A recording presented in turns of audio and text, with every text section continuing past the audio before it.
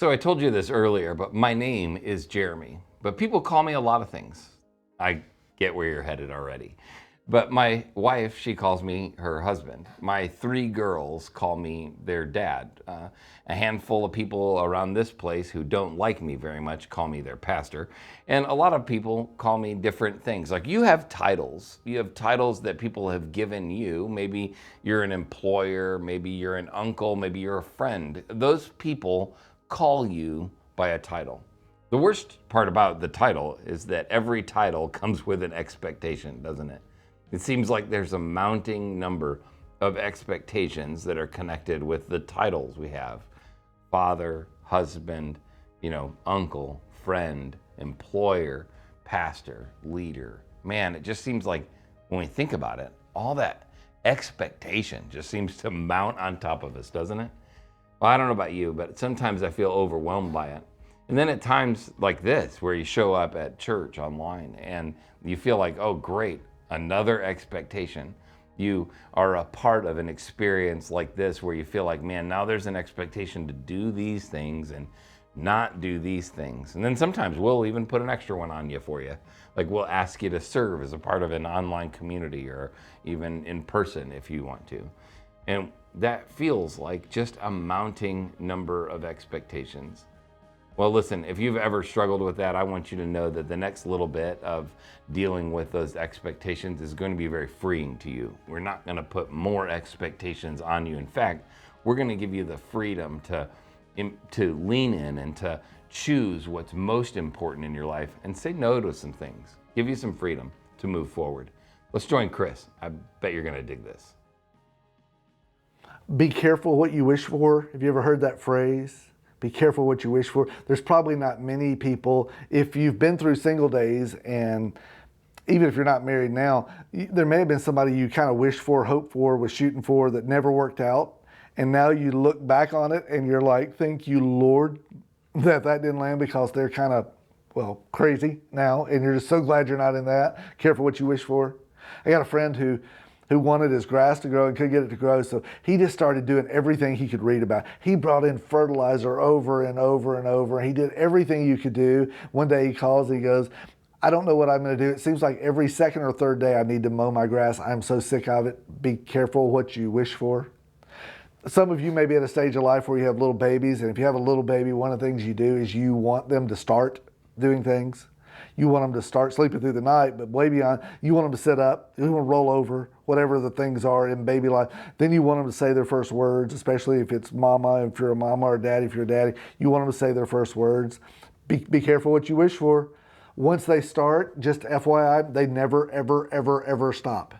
You maybe the best illustration ever of that would be this. Lewis! Mom! Mommy! Mama! Ma!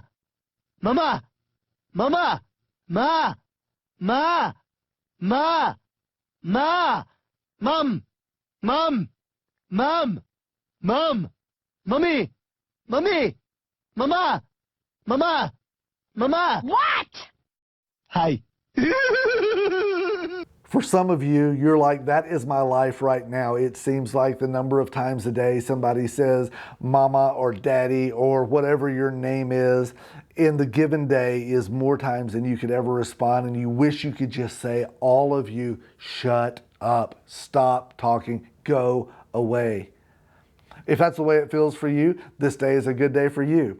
There are times in life when we all feel, it may not be because you have a young child, you can be at any stage of life, and what you'll realize is that life seems to keep piling on more expectations of you. I have all these crazy expectations about me, and then everybody I know seems to have more. You may work at a place where it feels like my boss, no matter what I do, expects more. If I did this amount today, he expects more tomorrow, more next month, more. I can't do more forever. And it feels like it's overwhelming. Or maybe you've got employees that are around you. people you work beside, and you're like, they keep expecting more of me, but they're not stepping up in the least, and it's frustrating and overwhelming to you. Or maybe it's family members or extended family.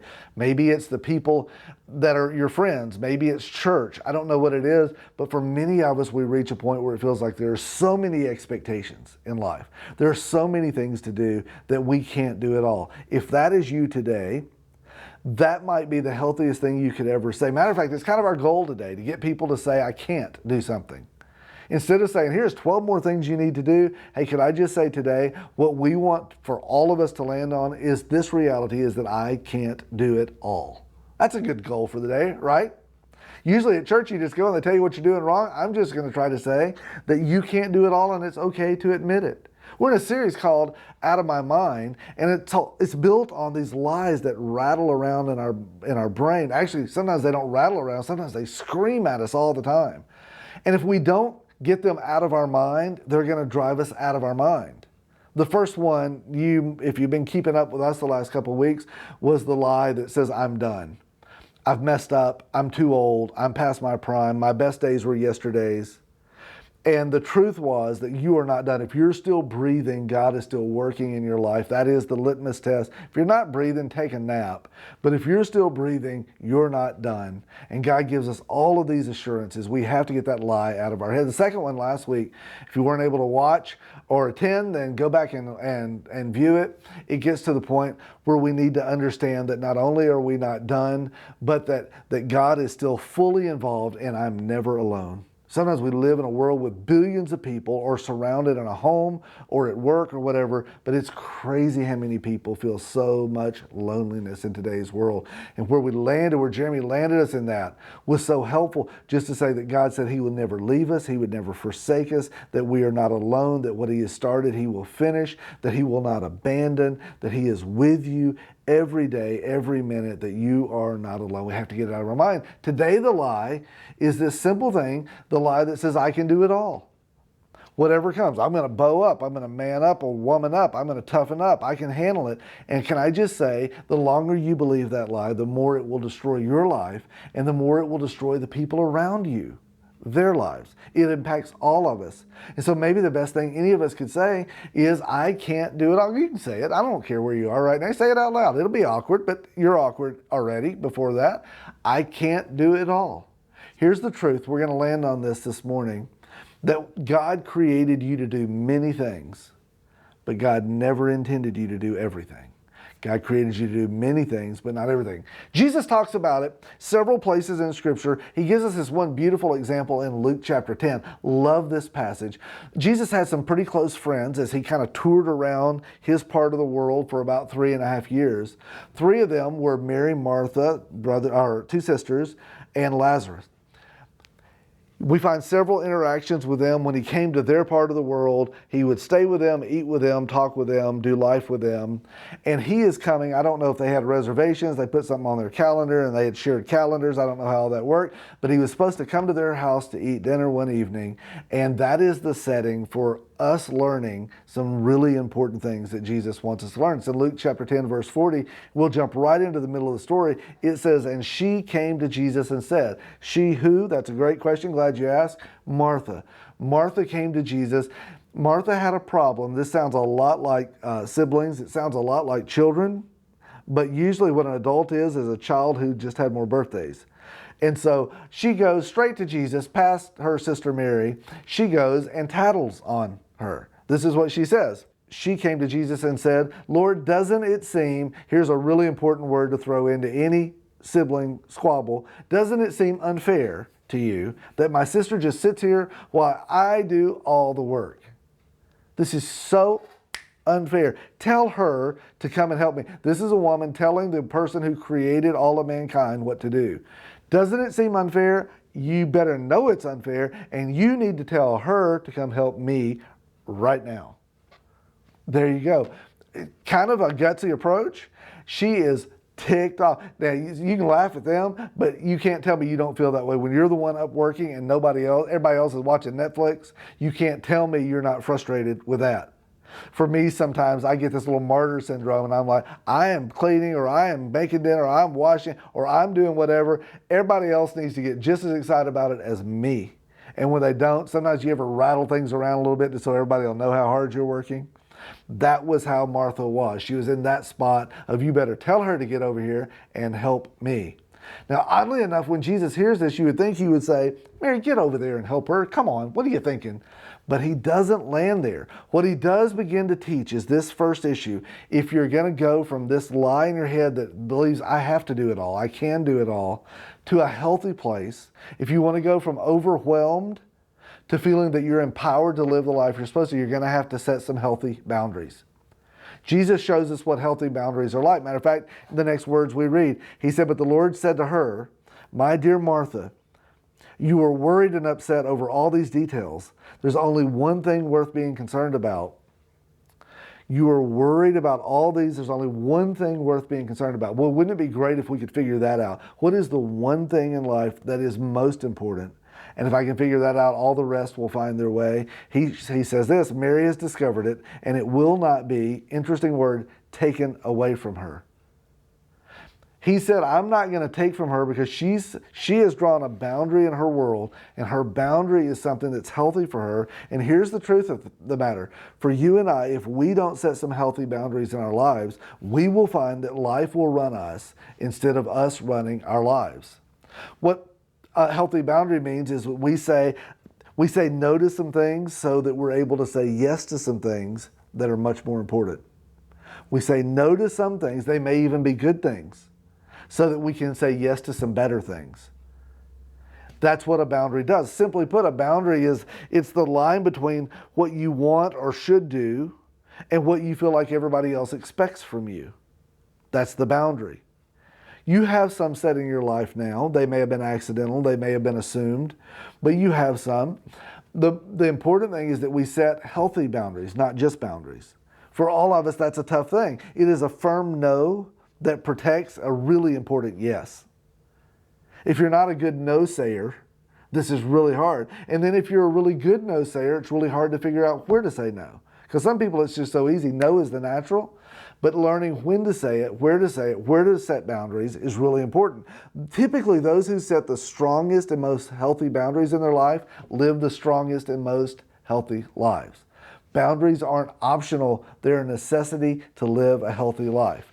Now, everybody approaches life a little differently. Sometimes our personality, sometimes our background, sometimes just our mindset controls a lot of that. For some people, maybe we can say it this way, some people are kind of like over-owners when it comes to this thing of boundaries or how they approach situations in life.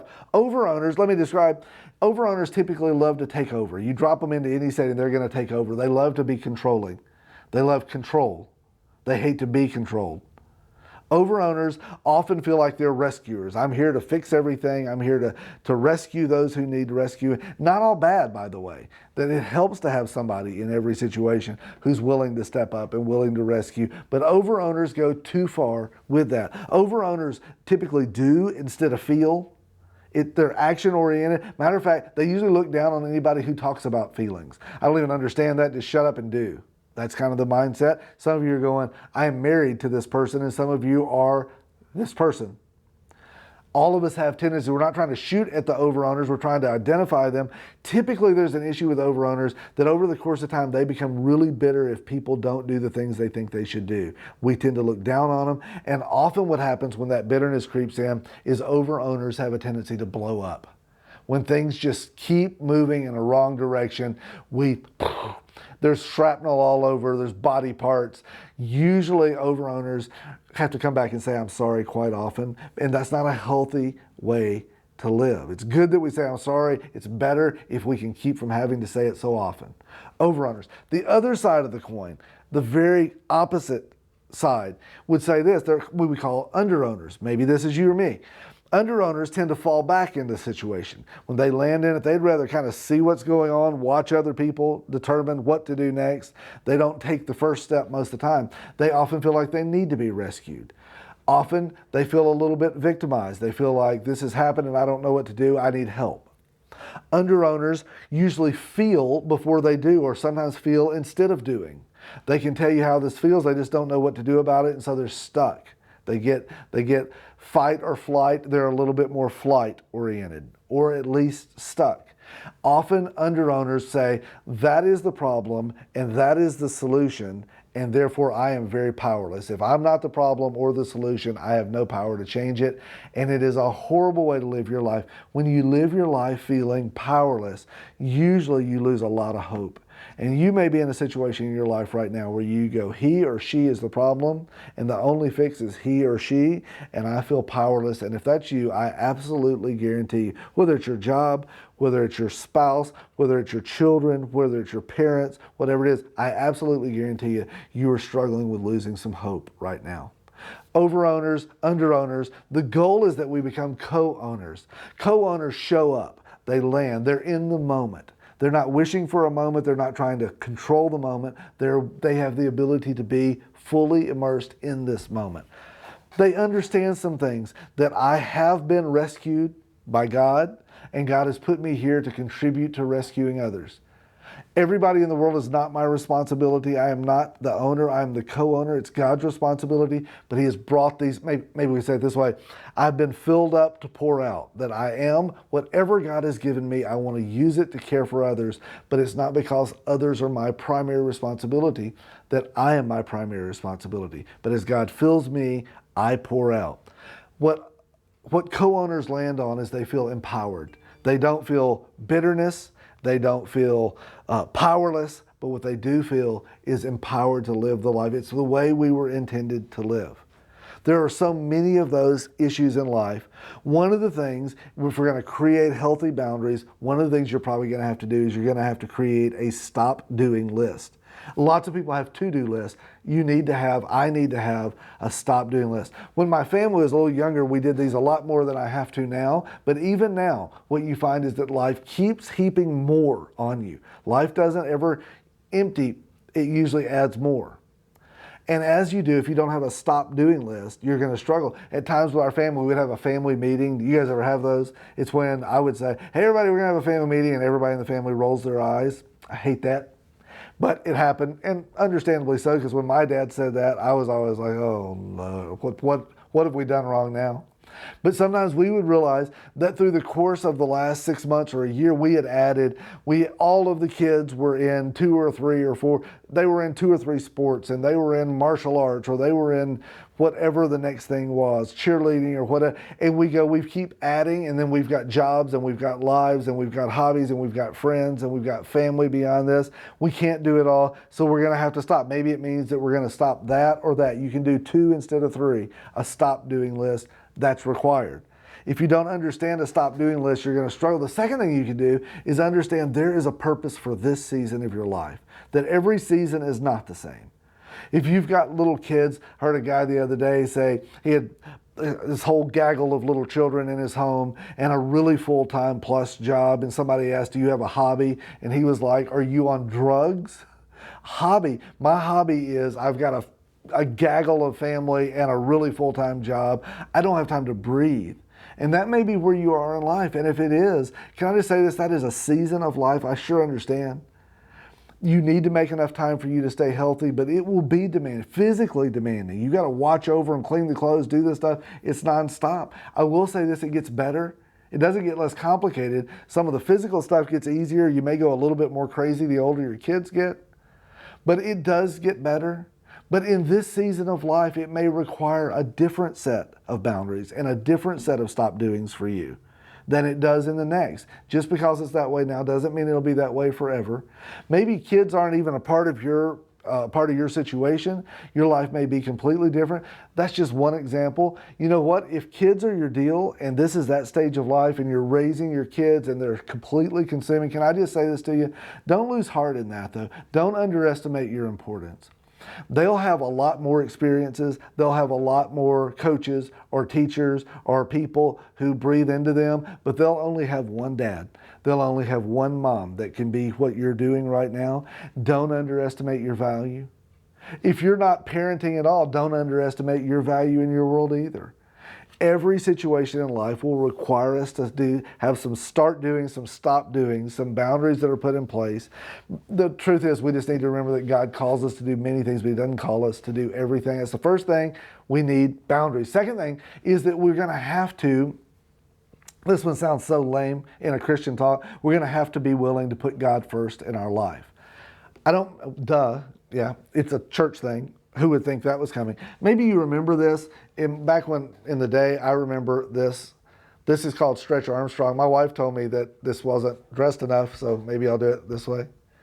Stretch Armstrong is this incredible toy. I mean, it's amazingly constructed, and all what you do with it is stretch. You can Stretch Armstrong however far you want, and then you can let go, and in just a few seconds, he'll be back to where he was before. You can stretch whichever direction, all of the things you want to do. There's kids that you can find pictures of that are stretching him every way. A lot of people I talk to, and sometimes the way I feel in life is like Stretch Armstrong. I feel like I'm being stretched by my family and my relationships. I feel like I'm being stretched by my job and all the expectations that go with that. I feel like I'm being stretched by my finances. I feel like I need to be saving more.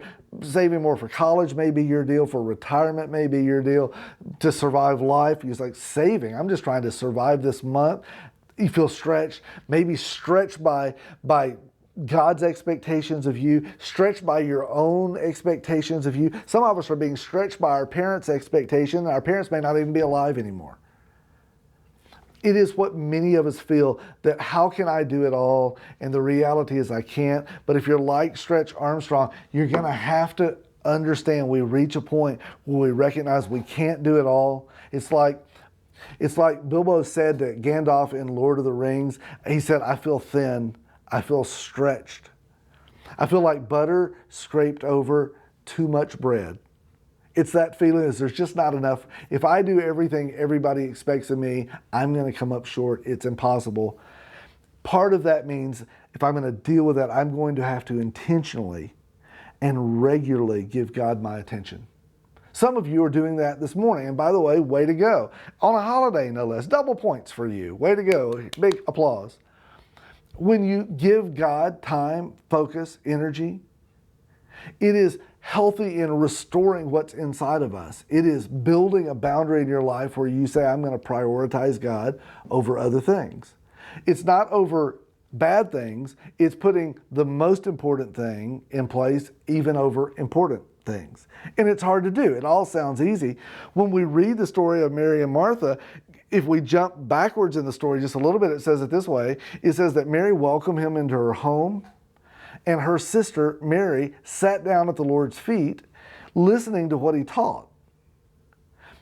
They come in, I don't know if it's that way in your home, but there's usually, we got to get house perfect, and there's, we just need to enjoy people here. Well, they had one of each of those. And for Martha, she was so busy. As a matter of fact, the rest of the verse says, but Martha was distracted by the big dinner she was preparing. She was distracted by something good. Dinner is good. We're not shooting at dinner. Dinner is awesome. Big dinner is one of my favorite kinds of dinners. And dinner is one of my favorite meals. So I'm sure one of my 4 or 5 favorite meals of the day. So I'm not shooting at that. But what he is saying is dinner is important, but there is something that Mary is getting that's even more important than that. She is feeding something inside of her that's worth more than even dinner. That's a big statement for some of us.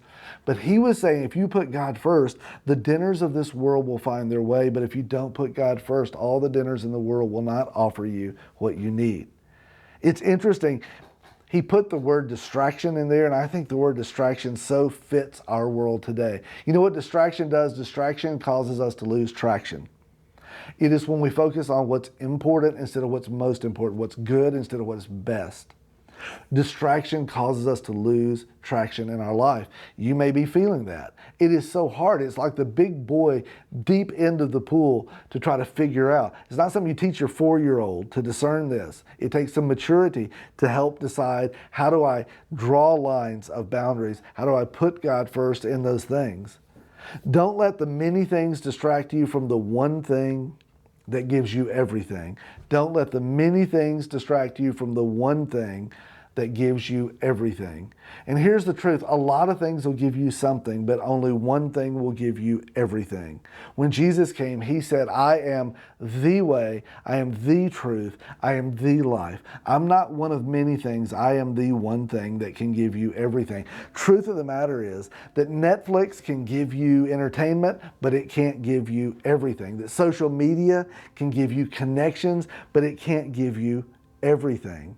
That Amazon can give you new stuff, but it can't give you everything. That gaming can let you live out a little bit of on-screen adventure, but it can't give you everything. That your side hustle can give you a little extra income, but it can't give you everything.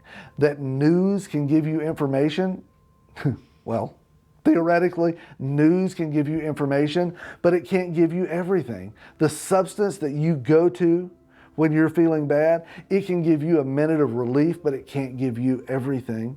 The new guy or the new girl can give you butterflies for a minute or two, but they can't give you everything. Crushing your to-do list can give you productivity, but it can't give you everything. Rocking your finances can give you security, but it can't give you everything. A vacation may give you relief, but it can't give you everything. Serving may even give you a sense of purpose, but it can't give you everything. And you know why? Because Jesus is the only one who can give you everything, and we have to put God first in our life.